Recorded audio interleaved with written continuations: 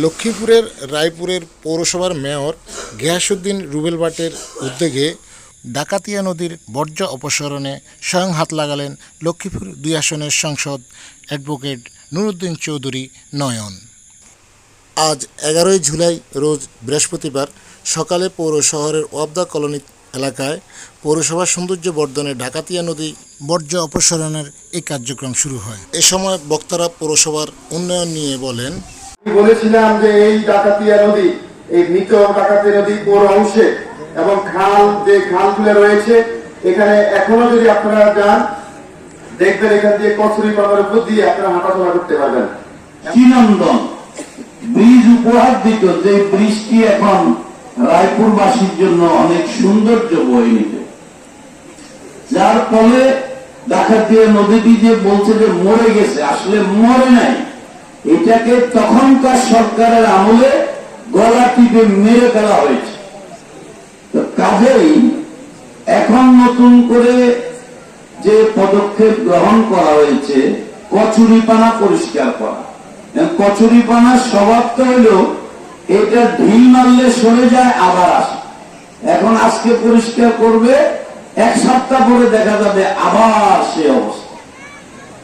এটাকে প্রজেক্টটা বাস্তবায়ন করার আগে পরিকল্পিতভাবে ইঞ্জিনিয়ার বা এই বিষয়ে যারা অভিজ্ঞ, কি করলে ডাকাতিয়া নদীর দৃষ্টিনন্দনটা ফিরে আনা যায়, কচুরিপানাগুলি স্থায়ীভাবে পরিষ্কার করা যায়, এখানে ভ্রমণের জন্য কিছু স্পিড বোট বা কিছু দিয়ে মানুষের বিনোদনের যদি কোনো ব্যবস্থা করা যায়, মাছ চাষের যদি কোনো ব্যবস্থা করা যায়, আমি মনে করি মেয়র মহোদয়ের উদ্যোগটা সুন্দর, তবে এই উদ্যোগটা উনি একা পারবে না।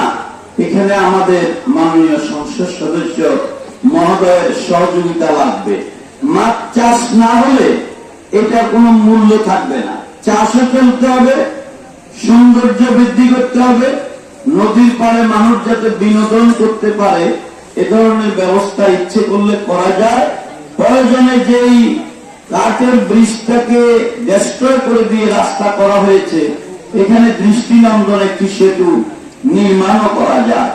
শুধু ডাকাতিয়া নদী বা এটাকে যদি পরিষ্কার করি, আমরা যদি আগে পরিষ্কার করা হোক, পরিষ্কারের সাথে আমরা যারা এটা উপকার ভুগি, আমরা যারা এটাকে ব্যবহার করবো, আমরা যাতে এটার সুফল নেব, আমাদের প্রত্যেকের মন পরিষ্কার হওয়া উচিত। আমাদের মনটা যদি আমরা পরিষ্কার করতে পারি, আমরা এটাকে সুন্দরভাবে পরিষ্কার রাখতে পারবো। এই নদীর 2 পাড়ে কিন্তু একটা ওয়াকওয়ে তৈরি করা যায়, যেটা আমাদের রায়পুরের মানুষের চলাচল বা মর্নিং ওয়াক করার জন্য, ইভিনিং ওয়াক করার জন্য, আমাদের একটু বিনোদনের জন্য সবচেয়ে সুন্দর একটা পথ হবে। আমাদের এই ডাকাতিয়া নদী কচুরিপানা পরিষ্কার করে স্বচ্ছ পানি প্রবাহ নিশ্চিত করতে পারলে পরিবেশটি ভালো হতো, দূষণ মুক্ত হতো, মশা মাছি কমতো এবং বিভিন্ন প্রাকৃতিক যে রোগগুলো আছে সেগুলো কমতো।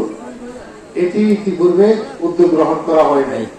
আমি মাননীয় মেয়রকে ধন্যবাদ জানাই, তিনি আজকে এটা উদ্বোধন করতে যাচ্ছেন পরিচ্ছন্নতার কাজ। আমি ওনাকে অনুরোধ করবো পরিচ্ছন্নতার কাজ শেষ করে তিনি যেন একটা অনুষ্ঠান করেন, তাহলে এই কাজের সুফলটা মানুষ পাবে। আমাদের দেশে অনেক কাজের আমরা উদ্বোধন করি কিন্তু এটার ফিনিশিংটা থাকে না, আবার অনেক কাজের উদ্বোধন হয় ফিনিশিংও থাকে। এই কাজটা আসলে গুরুত্বপূর্ণ, পরিবেশের জন্য বলি, পানি প্রবাহের জন্য বলি, মাছ চাষের জন্য বলি, অনেক দিক থেকে এটি নিরাপদ।